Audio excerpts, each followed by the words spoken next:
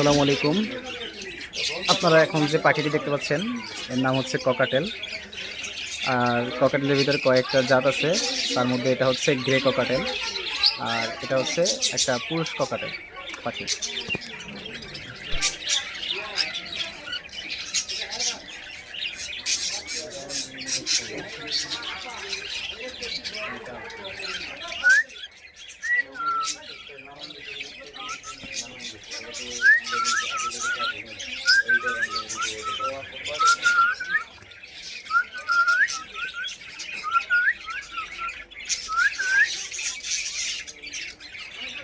আপনারা দেখতে পাচ্ছেন এই পাখিটি হালকা কথা বলতে পারে ও শিস দিয়ে গান গাওয়ার চেষ্টা করতেছে।